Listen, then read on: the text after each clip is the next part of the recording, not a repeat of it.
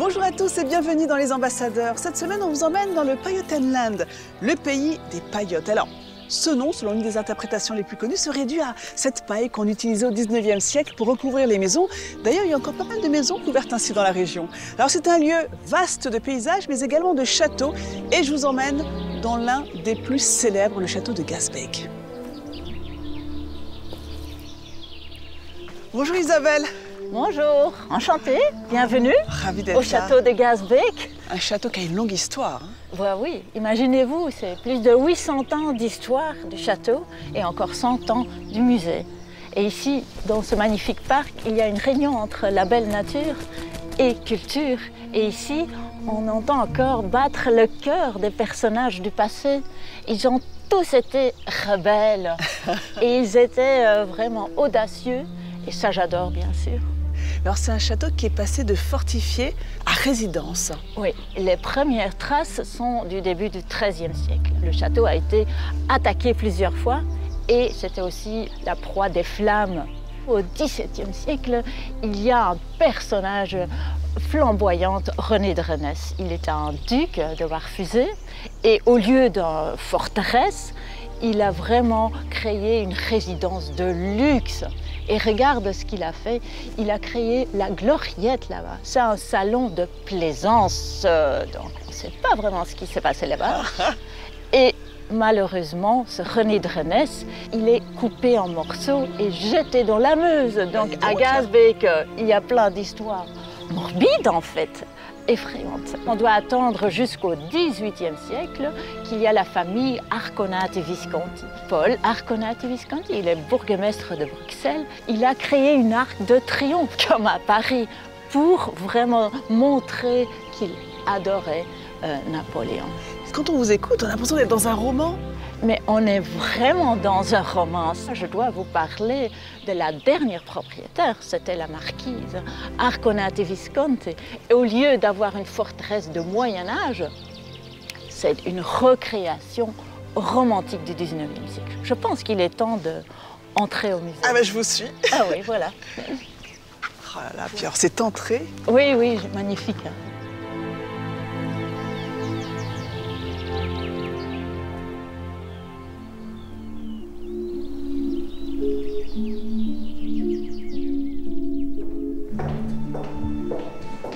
Voilà, ici vous rentrez dans notre cabinet d'art. Ça c'est de la marquise Arconati Visconti qui nous amène dans son décor de théâtre, bien sûr. Toute cette collection, ça lui appartient. Oui, mais je dois encore vous expliquer. Donc elle est mariée avec Gianmartino Arconati Visconti, mais malheureusement il a décédé après 3 ans. Donc elle a hérité énormément de biens, des villas en Italie, mais aussi une collection d'art énorme. Donc elle avait une fortune, elle avait 2 choses dans la vie. Elle voulait supporter l'art et la science. Mais de quel milieu social elle était, Marie? La marquise. La marquise, elle était très pauvre, mais elle était surtout d'une famille républicaine, anticatholique. À Paris, elle tenait des salons avec des politiciens comme Jean Jaurès et Clémenceau et toutes d'autres. Donc c'était une femme d'influence. D'influence, c'est surtout ça, mais aussi de côté culturel. Donc il invitait des conservateurs du Louvre, mais aussi Victor Hugo, c'était un copain. C'était en fait le témoin de son mariage.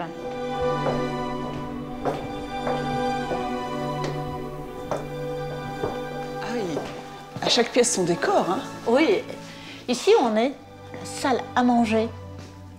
Et devinez où se trouve la marquise. Elle est portraitée quelque part. Celle qui a la couronne, avec un petit voile? Évidemment. Ah bah oui. Ça, c'est notre marquise. À côté, il y a son père. Et on voit qu'ils ont un repas assez sobre. Mais ce qui est encore plus important, c'est de l'autre côté. C'est les mauvaises manières. Tu vois, les gens mangent avec les mains, il y a les chiens, tu vois, et ça, les enfants adorent, tu vois, parce que tout ce qu'il ne faut pas faire à table. Ce qu'on ne peut pas faire à table. Et ce ne sont pas des tapisseries, ce sont des peintures, donc c'est extraordinaire. Et ici, elle a vraiment une attention pour tous les détails.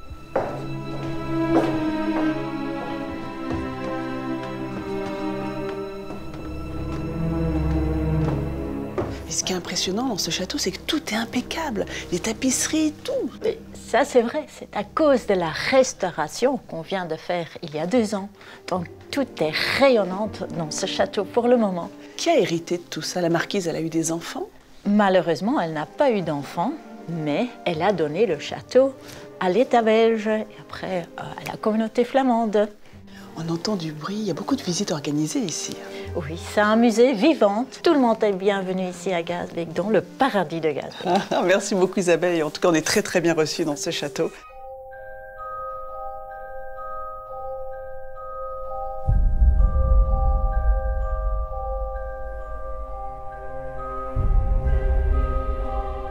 Alors toi Yann, tu es un incontournable de ce château. Oui. Tu es un des gardiens du château de Gazbek, mais tu es aussi passionné d'histoire. Oui, c'est vrai, c'est une des raisons pourquoi je travaille ici. En fait, ça m'a toujours intéressé, particulièrement cette pièce ici, Isabelle la catholique. C'est un reliquaire en fait, parce qu'on peut aussi ouvrir le petit chapeau. Là. Au niveau de son crâne. Voilà, le pendant est au Louvre. C'est ça qui est aussi intéressant pour nous, parce que quand nous, on a la femme, et au Louvre, c'est Ferdinand.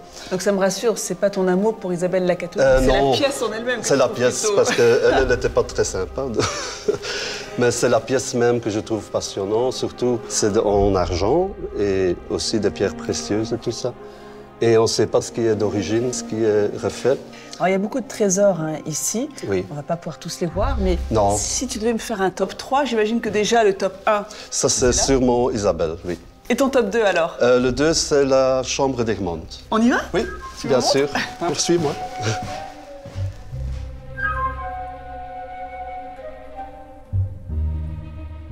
Ce château, il est vraiment très habité. J'ai l'impression que tous les murs sont remplis d'œuvres d'art. C'est ça qu'on a voulu avec la scénographie, un peu l'effet d'Harry Potter, en fait.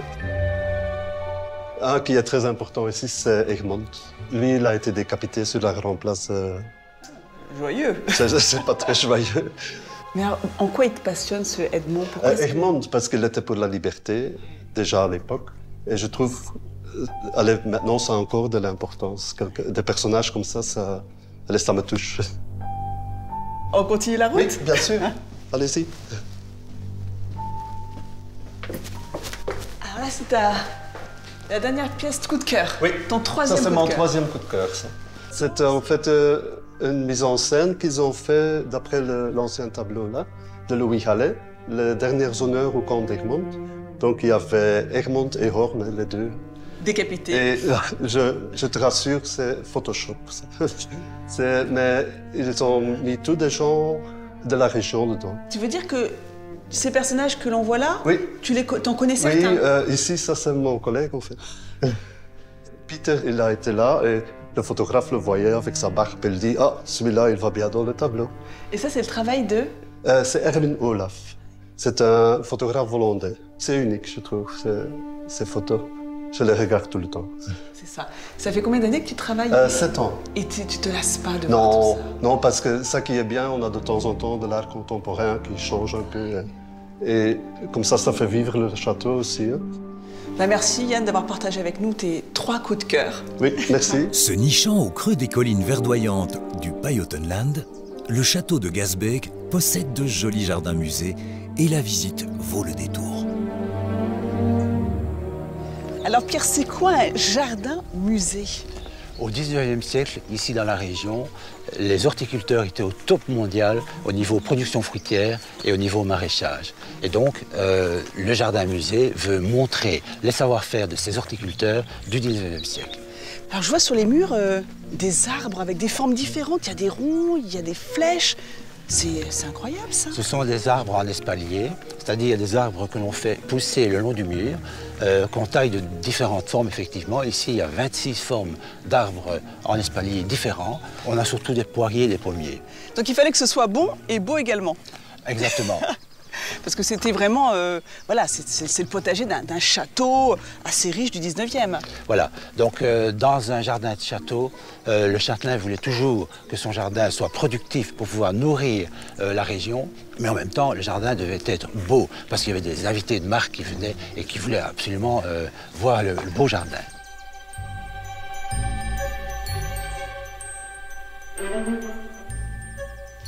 Ils ont l'air vraiment très structurés, ces jardins. Les jardins sont carrés, mais il faut bien voir que les plantes se trouvent ici dans un véritable microclimat, parce que le jardin est entouré de murs. Ces murs protègent du vent, créent aussi une certaine chaleur supplémentaire en accumulant la chaleur du soleil et en la rendant aux plantes pendant la soirée. Et c'est tout bénéfice pour la végétation. Ici... Waouh, Pierre, c'est pour nous que vous avez mis toutes ces fleurs. Oui. Ici, on se trouve dans une pergola de poiriers. C'est unique en Europe. Tu as une centaine de poiriers, 10 variétés différentes, et tous les arbres ont des branches qui partent à 45 degrés et se croisent comme ça. C'est ici qu'il faut venir pour les mariages, mais attention, ça dure quoi, 10 jours la floraison? Oui, il faut se dépêcher. Finalement, ces jardins sont magnifiques, quelle que soit la saison, Pierre. Oui, tu peux venir quand tu veux, c'est toujours beau. Soit les fruits sont intéressants à voir, ou bien tu peux te promener dans le potager, c'est toujours intéressant. Et quelle que soit la saison, on observe des choses vraiment passionnantes.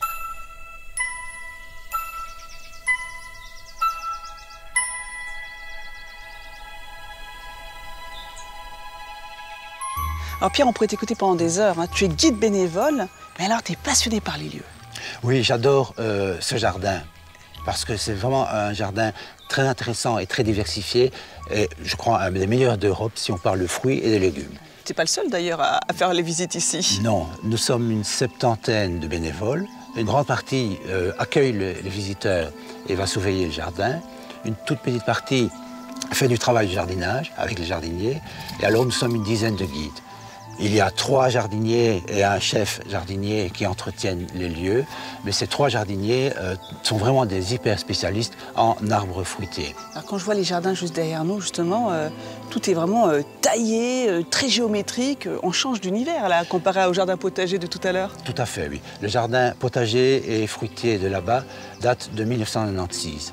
Ici, nous sommes sur une terrasse du XVIIe siècle qui était attachée au château et qui a été rénovée fin du XIXe siècle dans un style géométrique au goût vraiment italien de la marquise Arconati Visconti. Et cette terrasse servait aux habitants à l'époque du château pour venir se promener, se détendre un petit peu.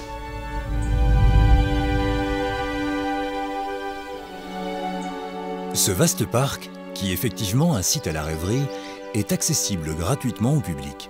Par contre, certains bâtiments liés au château ne sont pas ouverts tous les jours, comme la chapelle baroque Sainte-Gertrude, où l'on peut admirer un vitrail contemporain, voisin d'un retable du XVIe siècle.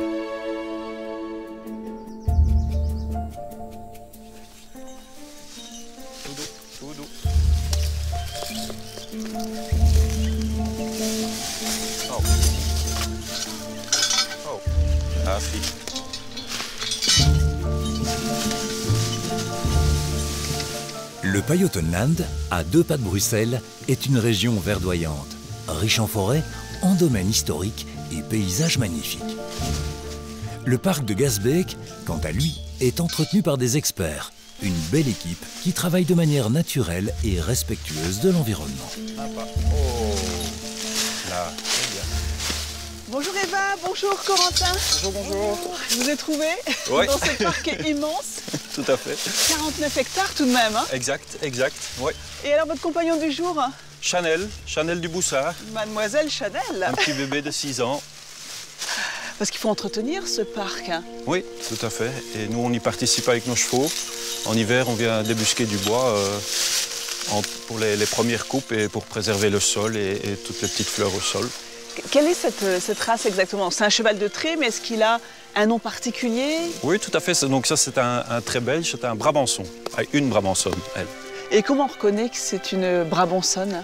À sa corpulence, c'est un cheval assez costaud, qui fait à peu près 900 kilos. C'est un cheval qui a été élevé à l'époque pour faire des travaux de champ et des travaux en forêt. Et ici, on a un terrain accidenté. Les arbres sont assez proches les uns des autres. Donc, si vous voulez travailler ici au tracteur, vous allez tout détruire, surtout la vie dans le sol et les bas des arbres, les racines. Un cheval éduqué est très, très précis, très, très puissant. Et il écoute à la voix. Et c'est très agréable à travailler pour nous, pour la forêt, pour tout le monde. Finalement, vous avez développé toutes vos activités autour de ces chevaux de trait, Eva? Oui, on fait ça. C'est notre job à tous les deux, tous les jours. Et on fait du bois, on fait de la vigne, on fait des événements, On nettoie des ravelles, on les monte aussi pour le plaisir. Ouais, donc tout ce que fait le tracteur, on fait avec les chevaux. Et comment vous faites pour le diriger alors, que je puisse voir un peu ça? C'est tout simple. Pour avancer, on va dire son nom, Chanel, on va dire U. Je peux essayer? Oui, allez-y. Chanel, Hu. Voilà, petit pas. Doucement. Doucement.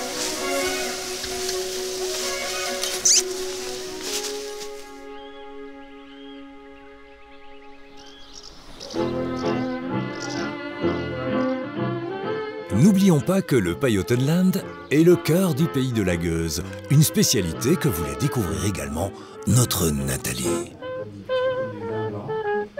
Alors Yves, si on se balade, on a envie de...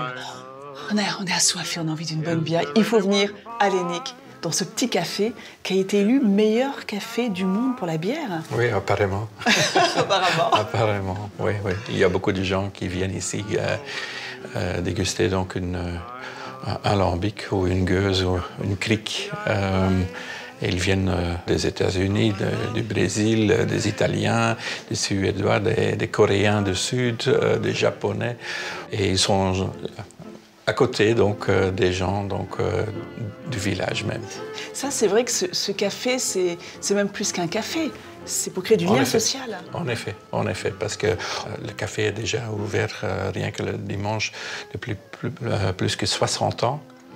Et on est aussi donc ouvert quand il y a des enterrements qui ont lieu à l'église juste en face. Quand les gens ont besoin de se retrouver, oui. Ils peuvent venir ici. Oui, en effet.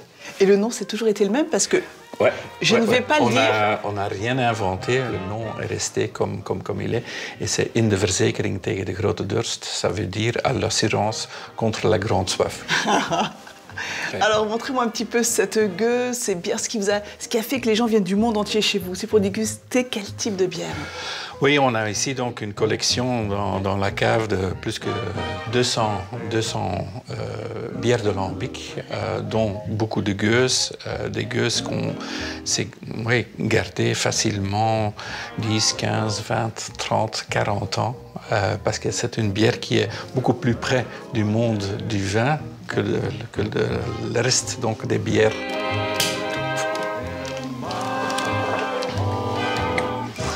Et c'est cette gueuse que Julien Lapraille a utilisée pour sa recette du jour. Chin Yves. À votre santé.